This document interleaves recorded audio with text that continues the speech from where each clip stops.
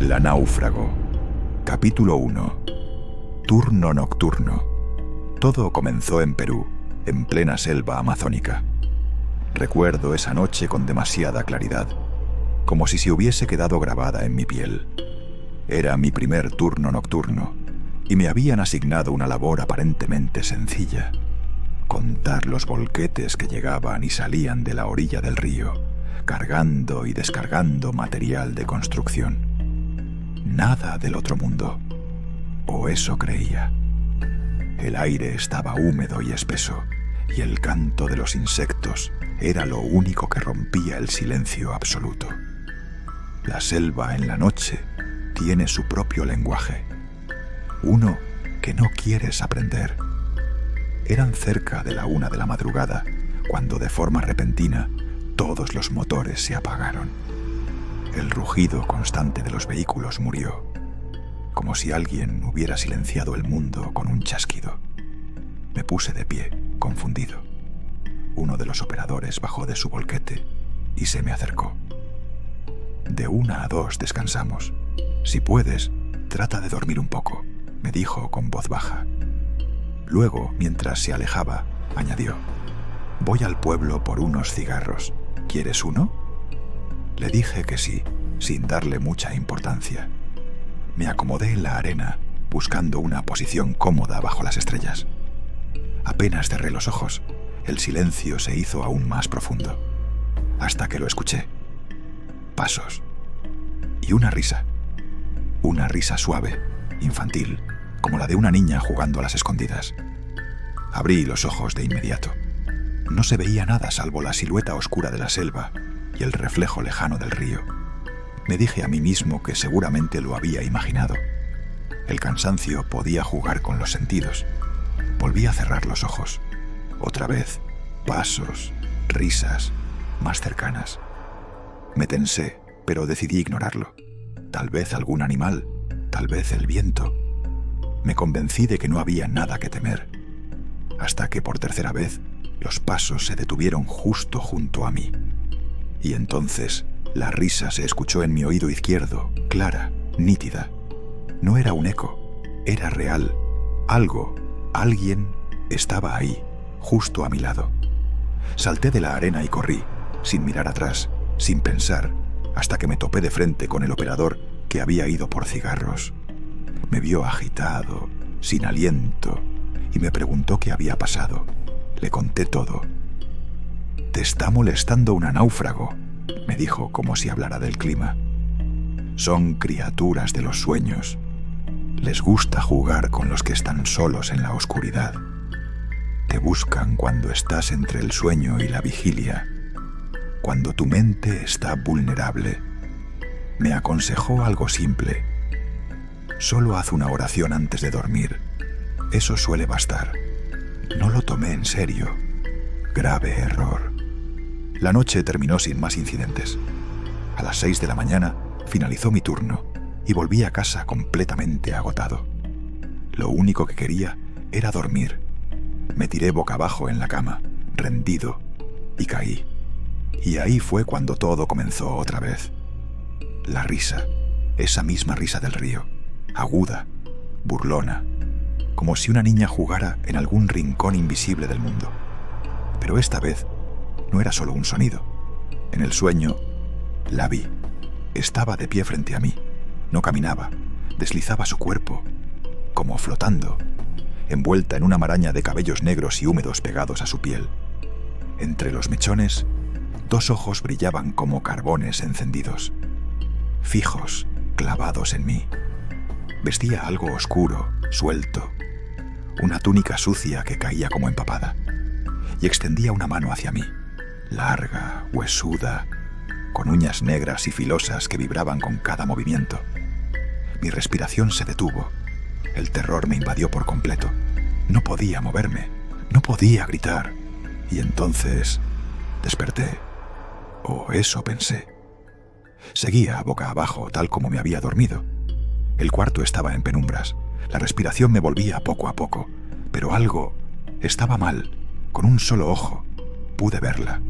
Estaba en una esquina del cuarto, inmóvil, observándome. No no hacía ruido, no respiraba. Solo estaba ahí, de pie, esperando. Comenzó a avanzar hacia mí, despacio, flotando en el aire denso de la habitación. Cada paso suyo hacía que el aire se espesara más, como si me hundiera en agua. Mi corazón golpeaba como un tambor. El miedo era absoluto, no podía moverme. Y entonces, entre el caos de mi mente, recordé las palabras del operador. Haz una oración. Eso los aleja. Concentré todas mis fuerzas en rezar y enfoqué mi voluntad en una sola parte de mi cuerpo, el dedo meñique de mi mano derecha. Si podía moverlo, rompería el hechizo. Me aferré a esa idea como a una tabla en medio del naufragio. Y de pronto, un leve temblor. El dedo se movió. La parálisis comenzó a romperse.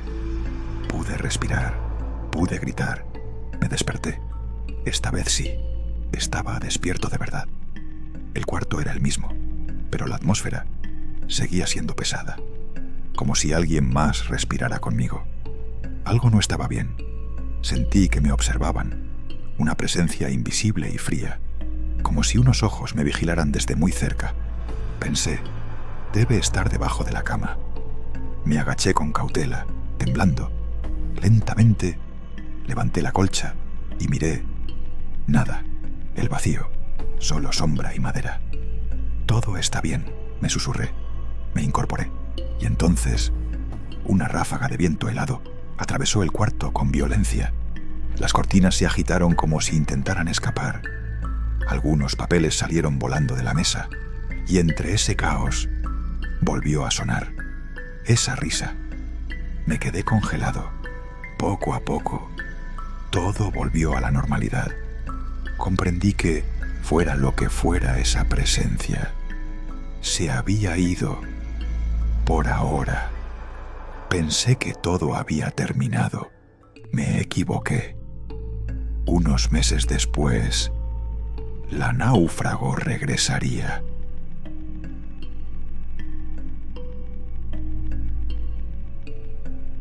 Capítulo 2.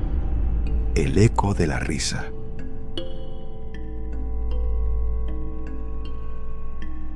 Después de aquella noche en la orilla del río, intenté hacer lo que haría cualquiera: olvidar. Me repetía que tal vez estaba muy cansado, que todo había sido un sueño, una ilusión nacida del calor, del aislamiento, del cansancio. Pero había algo en esa risa, algo que no quería soltarme, como un eco que se esconde detrás de los ruidos del mundo, esperando el momento justo para regresar. Meses después, encontré un nuevo trabajo como administrador nocturno en un hotel turístico, ubicado entre la selva y un caserío olvidado. Era un lugar retirado, sin muchas visitas. El sueldo no era bueno, pero me ofrecieron cuarto propio, comida y algo de paz. O eso creía. Mi habitación estaba en el último piso, justo debajo de la azotea. El calor era constante, casi asfixiante. No había aire acondicionado, apenas un ventilador ruidoso que parecía burlarse de mis intentos de dormir. Durante el día, el hotel era hermoso. Las copas altas de los árboles rodeaban todo, y el río, no muy lejos, cantaba su melodía tranquila. Pero en las noches todo cambiaba. El canto de los insectos se volvía más agudo. Los árboles parecían inclinarse, y el aire se espesaba con una extraña quietud. Durante la primera semana no hubo huéspedes. Me quedaba solo, cerrando el hotel a las 11 en punto. Luego subía a mi cuarto y trataba de descansar, pero nunca lograba dormir profundo. Algo en el lugar no me dejaba bajar la guardia. Una madrugada, el calor me hizo bajar a la cocina a tomar agua. El hotel estaba sumido en un silencio absoluto. Solo el crujido de la madera acompañaba mis pasos. Iluminaba con la linterna de mi celular cada rincón por donde pasaba. Al llegar a la cocina, bebí directamente de una jarra. En ese momento lo sentí. Pasos lentos, arrastrados, como si alguien caminara descalzo sobre el suelo húmedo. Apagué la linterna por reflejo. Contuve la respiración. Volví a encenderla. Nada. Silencio. Solo el zumbido leve del ventilador del pasillo. Pero el aire se había vuelto espeso, con ese mismo olor a hojas mojadas que había sentido aquella noche junto al río. Subí las escaleras más rápido, pero no estaba solo. Los pasos subían conmigo. No los escuchaba con claridad, pero los sentía, detrás de mí, muy cerca. Al llegar al último tramo, una ráfaga de aire helado cruzó mi espalda. Me giré y la vi, una sombra, fugaz, escapando al fondo del pasillo, como si se escondiera tras la pared. Mi corazón latía con fuerza. Me quedé allí, inmóvil, intentando entender si lo que acababa de ver era real. Subí corriendo a mi habitación, cerré la puerta con llave y me metí bajo la ducha. El agua fría no era para refrescarme, era para calmar el miedo. Pasaron unos días. Me repetía que era el estrés, que estaba sugestionado, hasta que otra madrugada, exactamente a las 3:33, algo golpeó la pared. Era un golpe seco, luego otro y otro más, como si alguien golpeara desde dentro. Salí al pasillo. A pocos metros el único huésped del hotel se frotaba los ojos. ¿Quién golpea así? No puedo dormir, me dijo irritado. Déjamelo a mí, le respondí, intentando que no notara mi inquietud. Abrí la puerta de la habitación contigua. Estaba vacía, pero al entrar, el aire cambió. Un frío intenso llenó el cuarto y el zumbido leve en mis oídos volvió. Era el mismo de aquella vez. No había nadie, pero había algo. Cerré la puerta de golpe y entonces lo vi. Una figura, caminando lentamente hacia las escaleras, de espaldas, silenciosa. Creí que era el huésped, pero su andar era torcido, antinatural, como si sus piernas no supieran moverse del todo. ¿Está todo bien?, le pregunté. No hubo respuesta. ¿Con quién hablas?, escuché detrás de mí. Me giré. El huésped estaba ahí, parado, viéndome con cara de confusión. Era imposible. Volteé de nuevo. La figura ya no estaba. Se había desvanecido. Esa noche no volví a dormir, y cuando por fin me venció el sueño, soñé con pasillos interminables llenos de agua. Las paredes se disolvían como si respiraran. Y entre todo ese caos, ella, la silueta de una mujer cubierta de cabello, flotando en el aire, riéndose. Su risa era más aguda, como si se hubiera afilado con el tiempo. Desperté sobresaltado. La ventana de mi cuarto estaba abierta. La brisa movía las cortinas suavemente, pero en el marco, pequeñas huellas húmedas, como si alguien hubiese estado parado ahí, descalzo. No podía negar más lo evidente.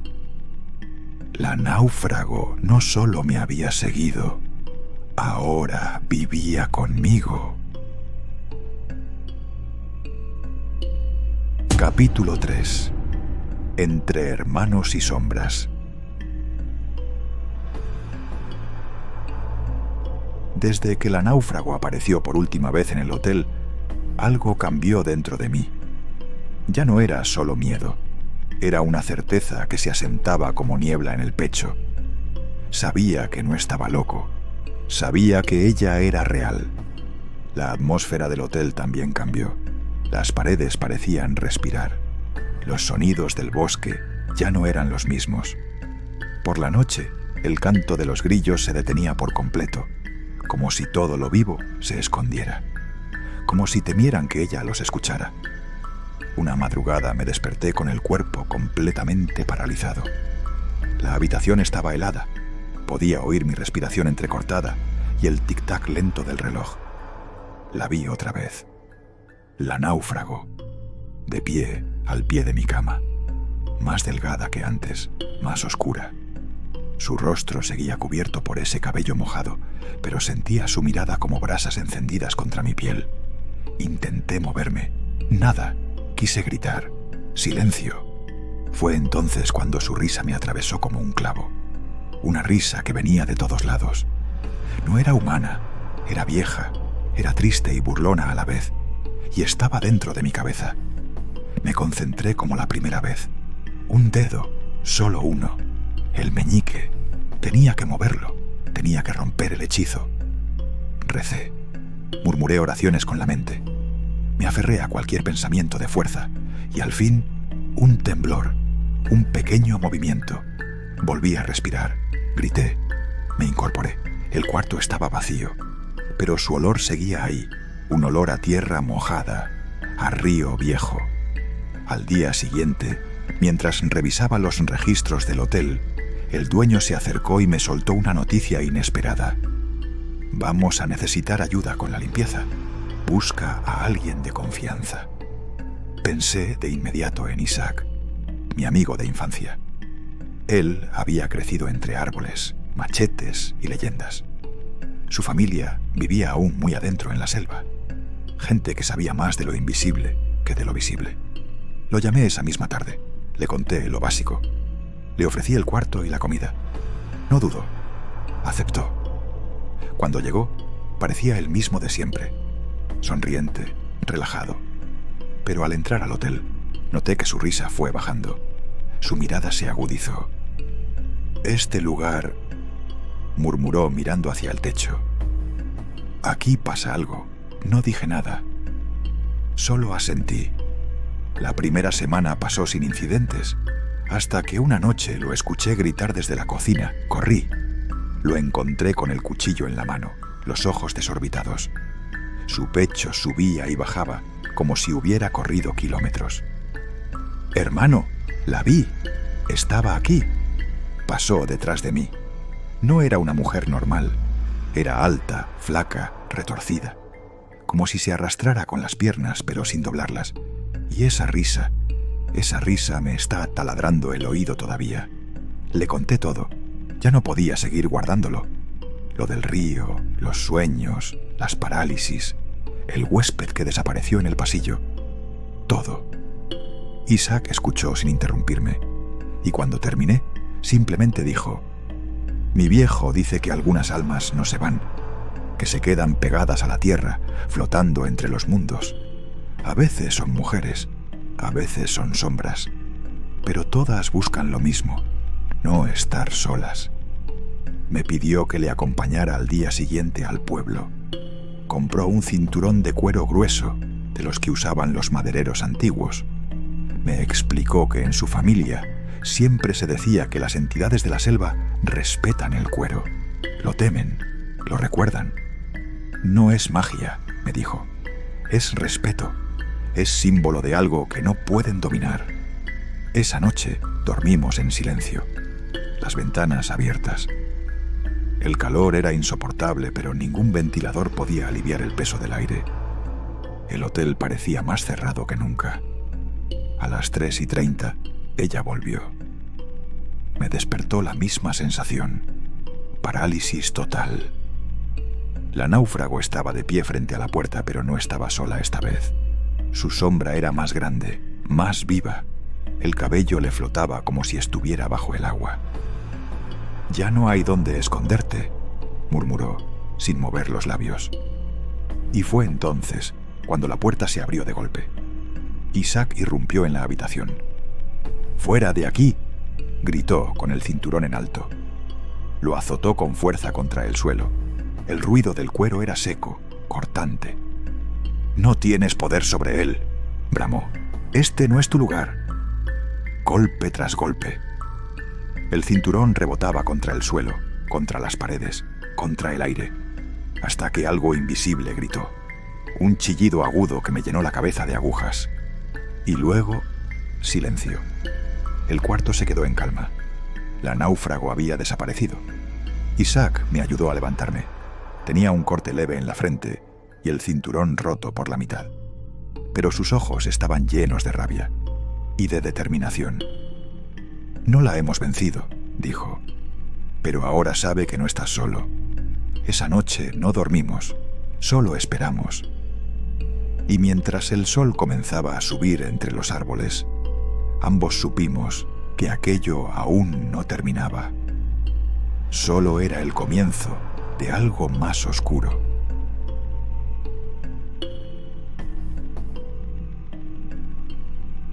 Parte 4.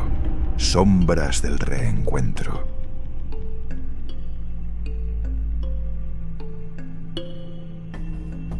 No había pasado un día en que no pensara en ella. La náufrago, esa risa, ese rostro cubierto de cabello mojado. Pero no solo era el miedo lo que me empujaba, sino una necesidad urgente de entender. Pasaba horas en foros oscuros, artículos perdidos, crónicas locales. Todo lo que encontraba hablaba de un espíritu femenino atrapado entre mundos, nacido del bosque, conectado con un árbol antiguo cuyas raíces alcanzaban el reino de los sueños. Leí que cuando una víctima se escapaba de ella, la náufrago buscaba la forma de volver, de colarse en la vida de quien había tocado. Y si no podía llevárselo, dañaba lo que amaba. Fue esa última frase la que me hizo pensar en Isaac. Después de lo que vivimos en el hotel, él se marchó, se enamoró, se casó, se alejó de todo, hizo su vida lejos del miedo, lejos de mí. Y yo lo respeté. No llamé, no escribí, no quería arrastrarlo otra vez a la oscuridad. Pero hace unos meses supe que su esposa había muerto. Una enfermedad repentina, algo inexplicable, como si se hubiera consumido desde dentro. Intenté convencerme de que era solo una coincidencia, pero el nombre de ella seguía apareciendo en mi mente, la náufrago. Decidí buscarlo, no solo por él, también por mí. Lo encontré en una cantina pequeña, en un barrio de la ciudad, donde el humo y la música disolvían las penas. Estaba solo, con un vaso medio vacío frente a él. Lo saludé con voz baja. Él no respondió. Solo desvió la mirada, como si no pasara nada. Me acerqué unos pasos. «¿Ha pasado un tiempo? ¿Cómo has estado?» No dijo nada. Seguí avanzando. «Isaac». Entonces habló. Su voz fue un cuchillo. «Aléjate. Estás muerto para mí». Me detuve. El aire se volvió pesado. Aún así, seguí caminando hacia él. «Solo quiero hablar». Se levantó de golpe. Me agarró del polo con fuerza y sin previo aviso me golpeó. Un puñetazo directo al rostro. Caí al suelo. «¿Dónde estabas?», gritó, su respiración agitada. «¿Dónde estuviste cuando te llamé una y otra vez? Ella se estaba muriendo. Yo te necesitaba». Volvió a golpearme. Esta vez no me resistí. «Te llamé tantas veces. ¿Y tú?» «Nada, ni un mensaje, nada». Lo miré desde el suelo, con la cara ardiendo y el pecho apretado. «Me alejé, por ti, por tu familia. No quería que esa cosa, volviera a tocarte». «¿Y crees que no lo hizo?». Se sentó, temblando. «Cuando ella murió», dijo bajando la voz, «la escuché, la risa, esa risa maldita. Soñaba con ella cada noche. La vi su rostro flotando en los rincones del cuarto. Vi cómo se acercaba a mi esposa mientras dormía, cómo se metía en sus sueños. No me dejaba en paz». Guardó silencio por un momento, con la mirada clavada en la mesa. Y entonces entendí que ella la mató, que esa cosa vino por mí, por lo que viví contigo, por lo que no resolvimos. Mi cuerpo se tensó. «Lo siento, Isaac, te fallé, pero estoy aquí ahora». «¿Ahora?», dijo con amargura. «¿Ahora que todo se desmoronó? Que no me queda nada». Le extendí una mano. «Podemos enfrentarlo juntos». Sus ojos estaban llenos de furia, pero también de algo más profundo, cansancio, dolor. No tomó mi mano, pero no se alejó. «Solo porque quiero vengarme», dijo al fin. «No lo hago por ti, lo hago por ella». Asentí, y en ese momento, justo cuando ambos nos mirábamos en silencio, el aire pareció vibrar. Un leve zumbido, un escalofrío familiar, y entonces, casi imperceptible, esa risa. Levantamos la vista al mismo tiempo. «¿La escuchaste?», pregunté. Él asintió. «Sí, Lo hizo otra vez. Nos estaba esperando, y lo supe. Lo que nos unía ya no era la infancia, ni los recuerdos, ni la hermandad. Era ella, la náufrago.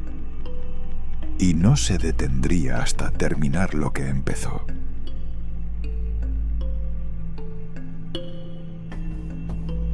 Capítulo 5. Hacia las raíces del miedo. Habían pasado unos días desde aquella noche en la cantina. Después del reencuentro con Isaac, todo parecía caminar sobre una cuerda floja. Él no hablaba mucho, pero se mantenía cerca. Y aunque las heridas del pasado aún no cerraban, algo más grande se imponía sobre nosotros. La presencia de ella. La náufrago. Durante ese tiempo, comenzamos a prepararnos. No era solo una decisión impulsiva, era una resolución. Si todo tenía un origen, si alguna raíz oscura alimentaba su poder, entonces debíamos buscarla. No para entenderla, sino para detenerla. Mientras desayunábamos en silencio, en una mesa de madera al lado de un ventanal oxidado por la humedad de la ciudad, le conté a Isaac todo lo que había encontrado. He leído cosas, escuchado historias, le dije mientras partía un pan con las manos. En cada relato aparece un árbol. No siempre lo nombran. A veces solo lo describen como el que respira en sueños o el padre de los que no mueren. Pero todos coinciden en lo mismo. Es un lugar donde el mundo de los vivos y el de los dormidos se tocan. Isaac masticaba despacio, pero no despegaba la mirada de la mesa.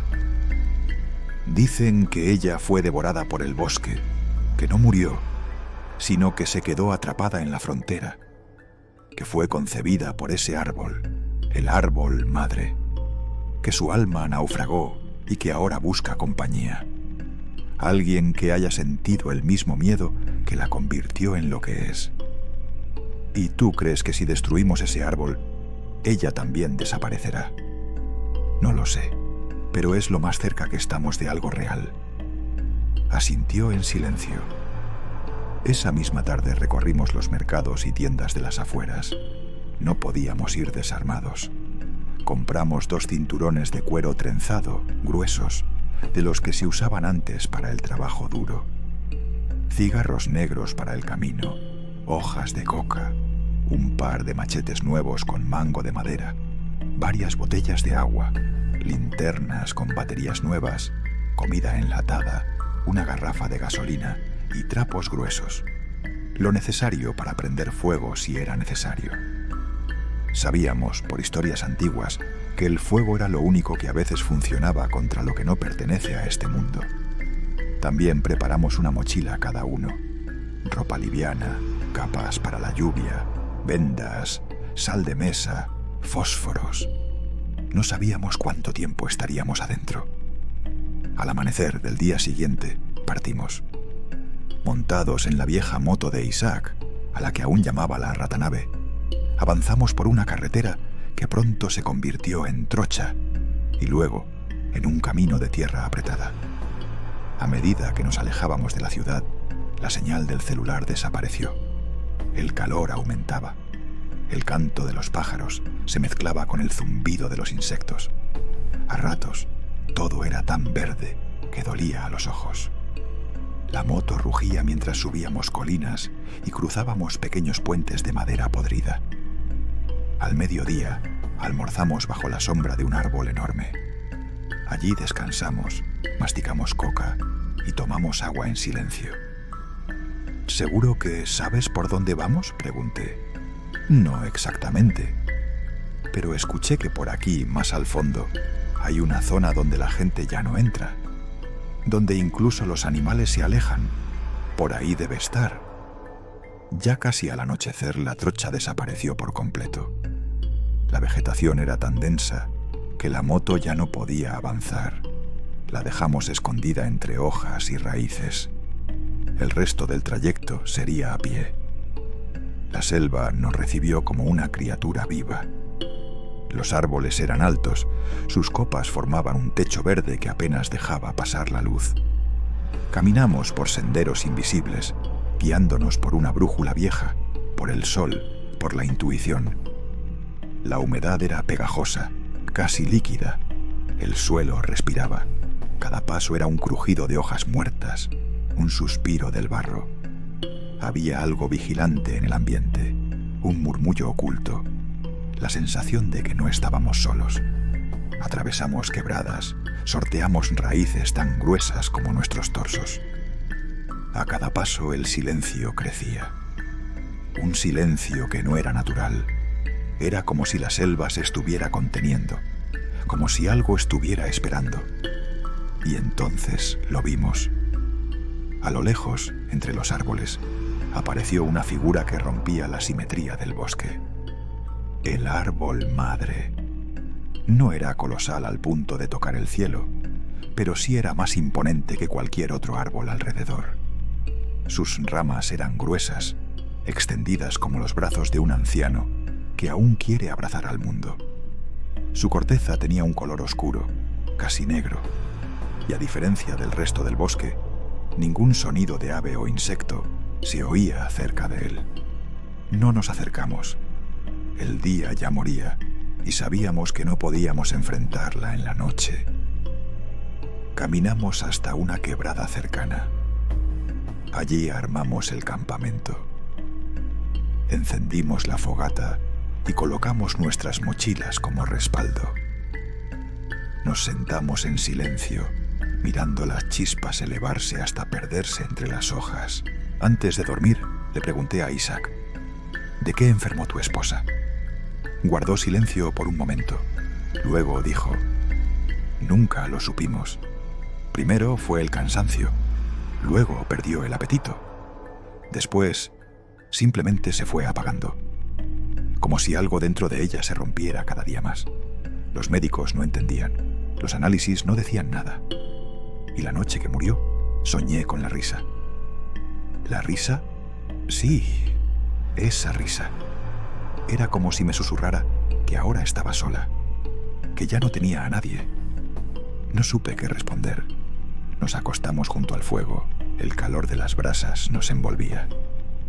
Con los machetes cerca, los cinturones al alcance de la mano, dormimos con un solo pensamiento: mañana iremos hasta el árbol madre. Pero nada nos prepararía para lo que viviríamos esa misma noche.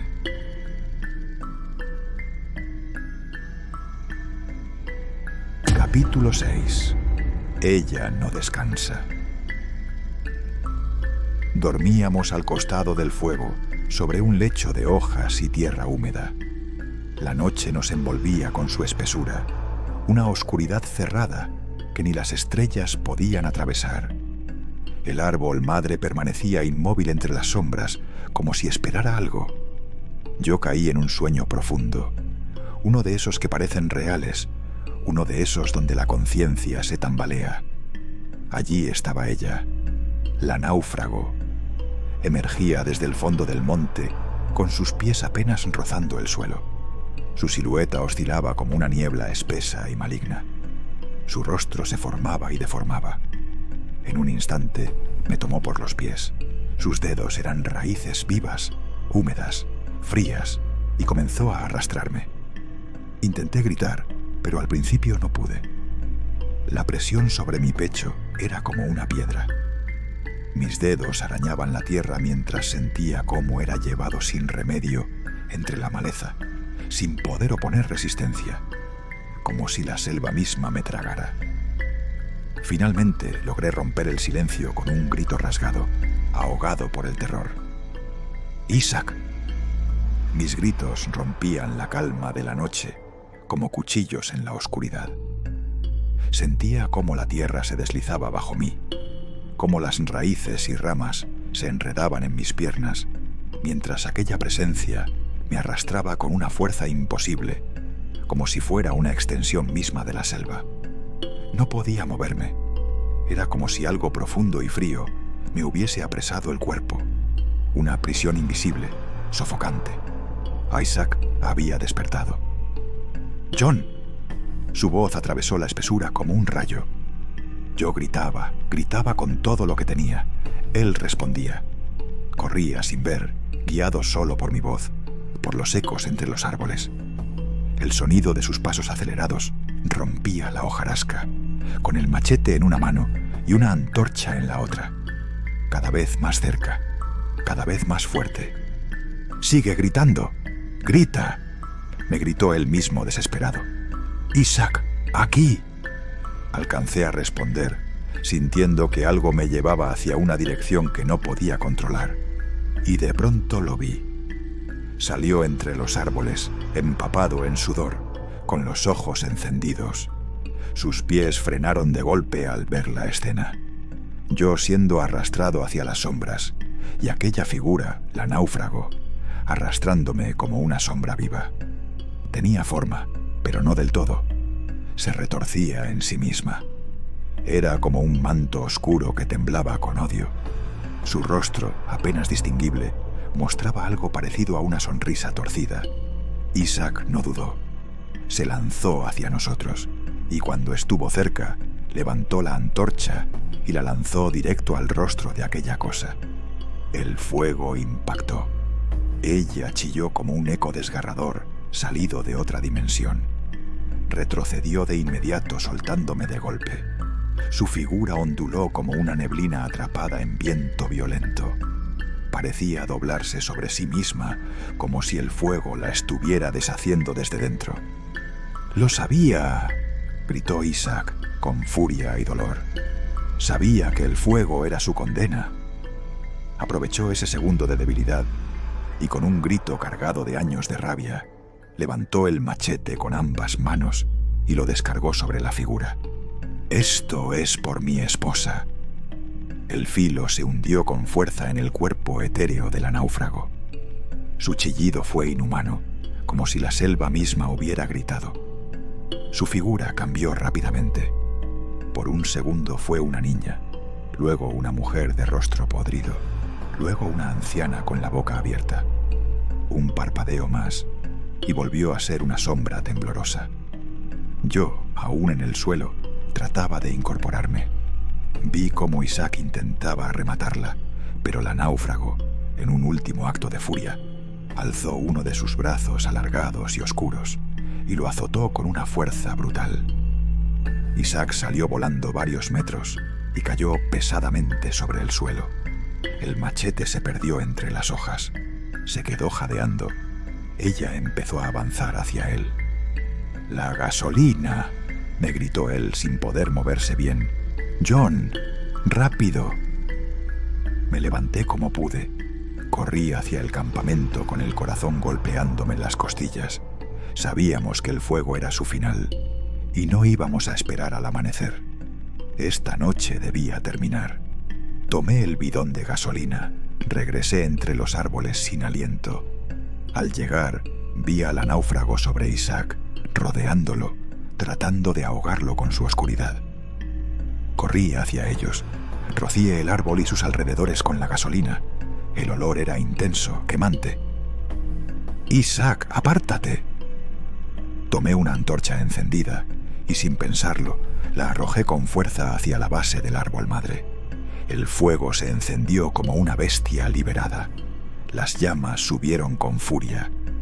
La náufrago gritó, un sonido que no era humano, un aullido de siglos. Sus brazos se extendieron y se retorcieron como ramas secas. Avanzó tambaleando entre las llamas, aún tratando de atraparnos. Pero ya era tarde para ella. El fuego subía por sus extremidades. Su forma comenzaba a disiparse como humo en el aire. Intentó avanzar un paso más, pero sus piernas ya eran ceniza.